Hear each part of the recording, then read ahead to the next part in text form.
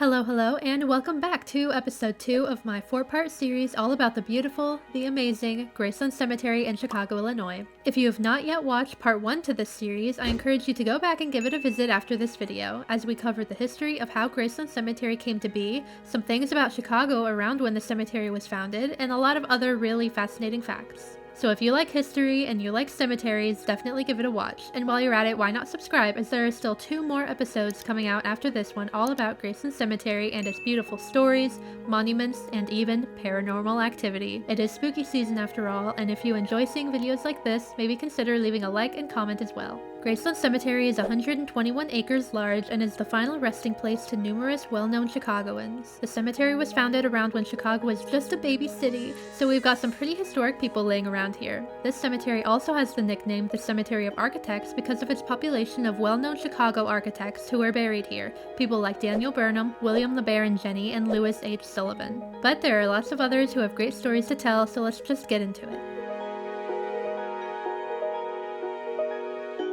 Let's start out with a name you may recognize if you're local to Chicago, John Kinsey. Now, let's just get into this because this guy was the drama. To start off, in 1875, John and his partner Clark helped to rescue 2 girls from the Shawnee Native American tribe who had kidnapped them in 1775 and adopted them into the tribe. After they were saved, one of the girls, Margaret, married John, and the other girl, Elizabeth, married his partner Clark. An unconventional love story?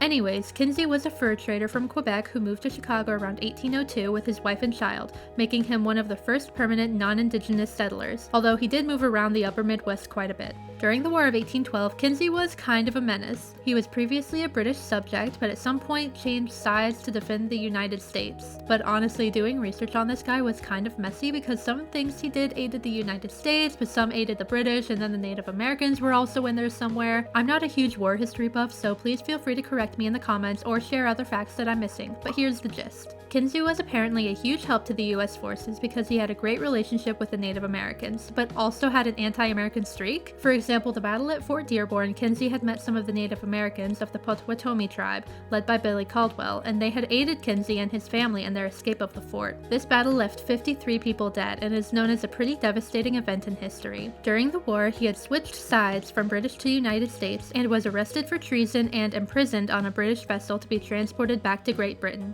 along with John Baptiste Chardonnay. However, this absolute mad lad escaped while the ship was docked in Nova Scotia due to a storm and made his way back to Chicago, where he continued to vibe until he died in 1828. John Kinsey was also known to have committed the first murder of Chicago. It was speculated that John Lalime, an interpreter at Fort Dearborn, had been providing information to pro-British Native Americans who had been planning to attack the fort. So Kinsey did what any reasonable man of the time would do and killed his ass. However, it's also thought that he might not have been a traitor like they thought, but John had just wanted to kill him to hide some corrupt retail transactions.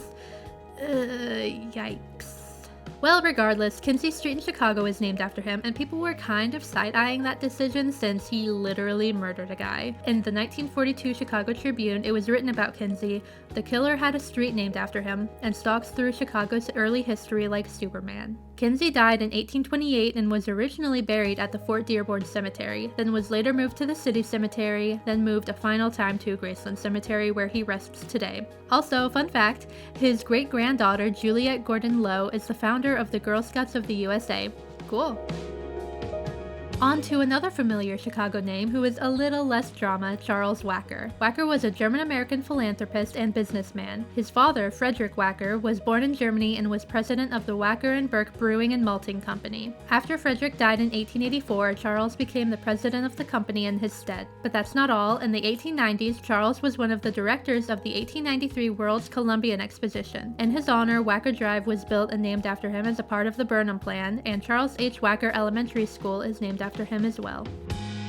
Now on to Cyrus Hall McCormick, an industrialist and inventor of the first commercial reaper. For those who don't know, a reaper is a horse-drawn machine to harvest wheat, and this version was made based on the work of his father and others. After this, he formed the McCormick Harvesting Machine Company. Kind of a mouthful of a name. McCormick won tons of prizes and medals for his reaper, which aided in reducing human labor on farms and increasing productivity. McCormick's invention and achievements have contributed to the agriculture business significantly worldwide. By the time McCormick died, 36 countries had been affected, causing higher rates of migration of labor to cities and countries that farm wheat. McCormick was a huge advocate for Christian unity and was very passionate for his Presbyterian faith. He valued self-denial, thriftiness, efficiency, and morality, and believed that his invention was part of his mission to feed the world. The Cyrus McCormick Farm was donated to Virginia Tech after his death in 1884, which now operates as a free museum with some sections still being used as an experimental farm. McCormick is honored in many ways now, with a statue being erected on the campus of Washington and Lee University in Lexington, Virginia, a town in South Carolina being named after him, and a 3-cent U.S. postage stamp being released in 1940 to commemorate him. McCormick was also inducted into the Junior Achievement U.S. Business Hall of Fame in 1975. Another big-name industrialist is Philip Danforth Armour, a meatpacking industrialist who founded the Chicago-based firm of Armour & Company. Chicago was nicknamed the hog butcher of the world for a period of time, largely because of him. During the Civil War, Armour seized the business opportunity to sell meat to the U.S. Army, making millions in the process. During the gold rush, he continued to make money from that, leaving him very successful in a variety of paths. Armour improved the efficiency of the meatpacking industry by inventing an assembly line system for the disassembly of hogs and canning of product. He also made sure to reduce waste in his products, using the meat for food, then the fat for soap, and even created jewelry and gelatin from other remains. He boasted his company, saying they use everything but the squeal. The company became the world's largest food processing and chemical manufacturing enterprise, and Armour & Company was the first company to produce canned meat and applying assembly line techniques in its factories. Armour made such an impact, the town Armour, South Dakota was named after him in 1885, and the town of Armourdale, Kansas in 1881, now the district of Armourdale in Kansas City, Kansas. And now, this guy.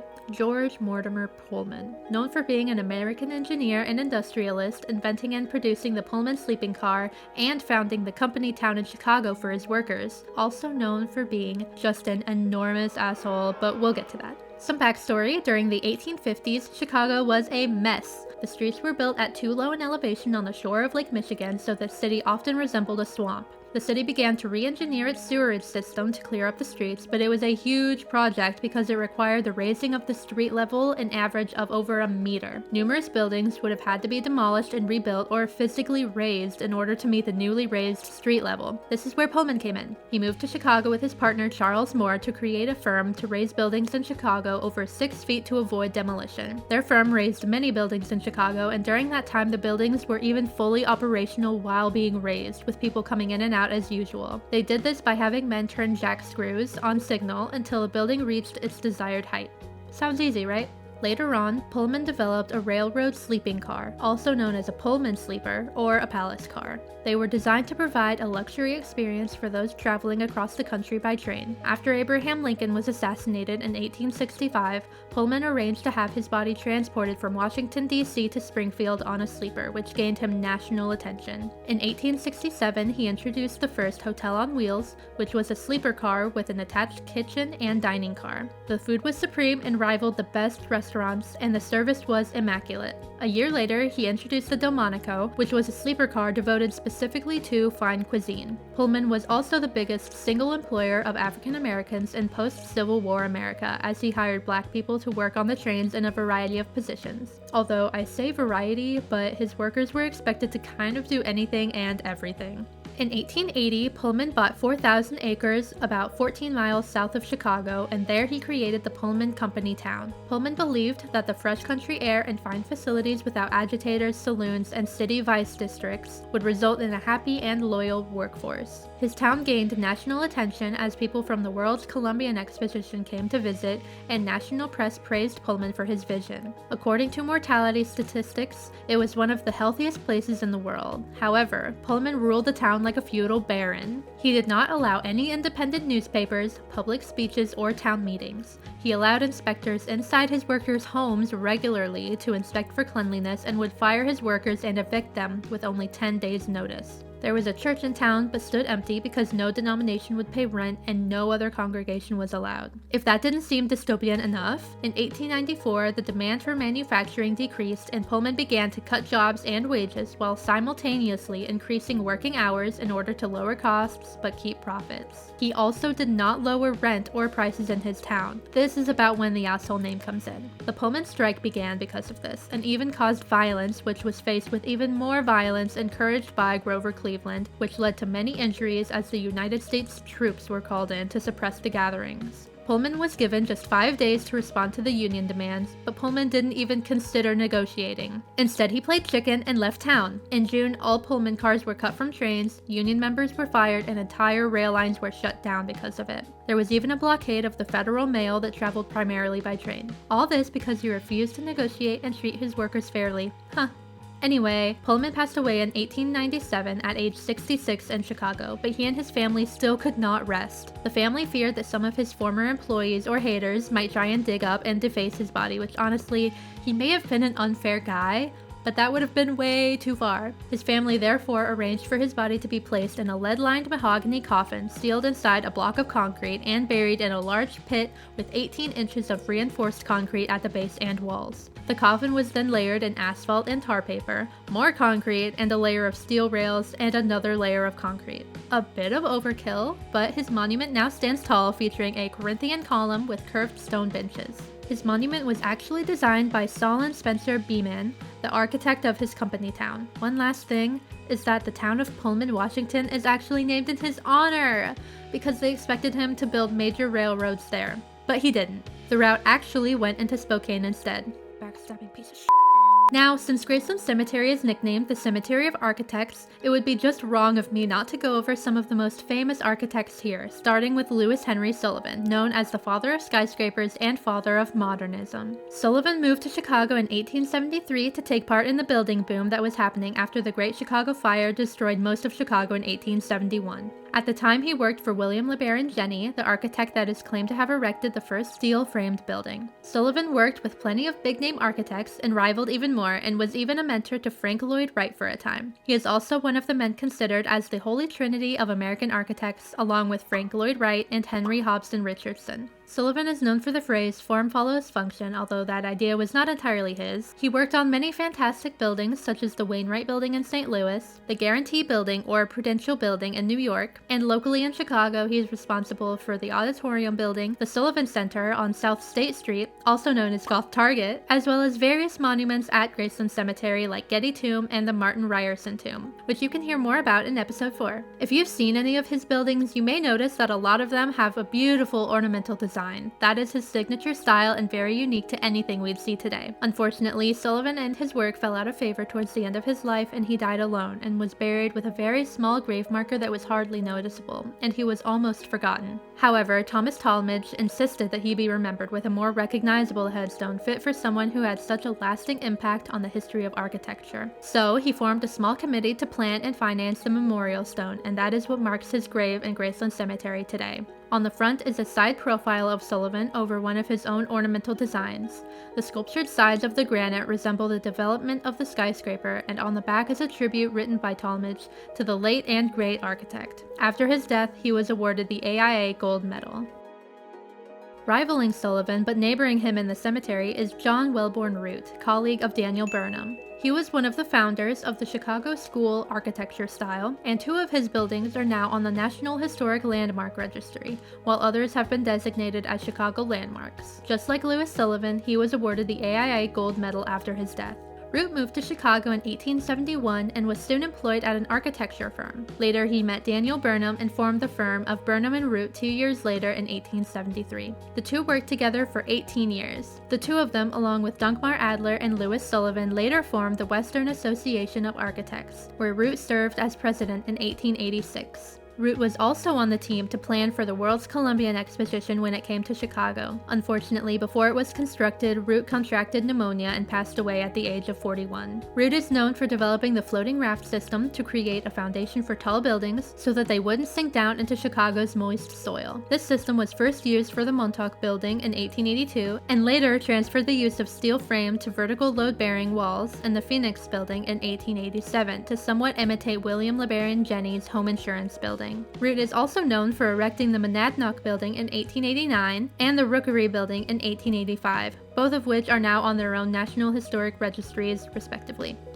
Now on to Edith Rockefeller McCormick. Finally, a woman on this list! Though not as well known as her father, John D. Rockefeller, who we do not care about right now as he isn't buried at Graceland Cemetery, Edith was an American socialite and obviously comes from a very wealthy family. Edith actually had a conflicting relationship with her father, as she enjoyed an extravagant lifestyle while her father was very frugal. She was educated by private tutors, which was rare at the time as most women did not attend finishing school. In 1895, Edith married Harold Fowler McCormick, a son of Cyrus Hall McCormick, who we spoke of earlier, and the two were prominent in Chicago society, supporting many causes including the city's first opera company. Now, I'm unsure of the validity of this story, but it was said that during an evening party in 1901, news arrived to Edith that her eldest son, John Rockefeller McCormick, had died of scarlet fever. It was rumored that when this was whispered to her at dinner, she proceeded to merely nod her head and allow the party to continue. However, that has been somewhat disproven because at the time of her son's death, Edith was supposedly at the family estate and not at the party. But regardless, a year after this, her and her husband established the John McCormick Institution of Infectious Diseases in Chicago and provided significant funding for researchers who later isolated the bacterium responsible for the disease. At the time of her death, however, Edith Rockefeller McCormick's trust that was set up by her father consisted mostly of real estate and no longer held much Standard Oil stock as he left her. Edith and two of her children are buried at Graceland Cemetery.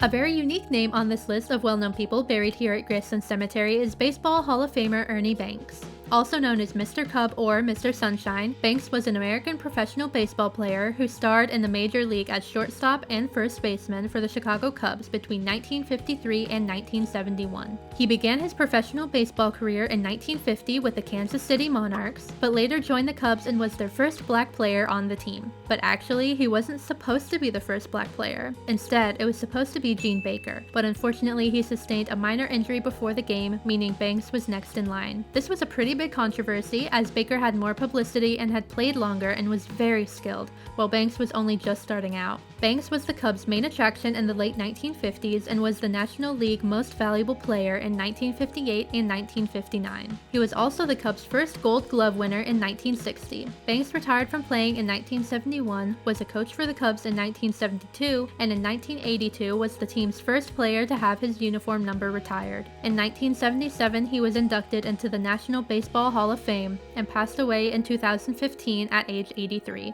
There was actually some drama following his death though, because after he died, a legal battle arose over his estate and the disposition of his body. His widow Elizabeth had said that he had apparently changed his will without her knowledge before his death, meaning all of his assets were left to his longtime caregiver Regina Rice. Something to note was that Banks had been diagnosed with dementia before this change. Regardless, Elizabeth had been sent a bill by the Chicago Funeral Home for the funeral costs, around $35,000, but the bill went unpaid as Elizabeth challenged the legality of Banks' new will. A few months later, the Chicago Cubs announced that they would just pay the funeral home costs. Things must have went well because he is now buried at Graceland Cemetery with a neat-looking monument with his little baseball glove on top, with a space that people have left baseballs in his honor. And Graceland Cemetery is only a few blocks north of Wrigley Field where he played.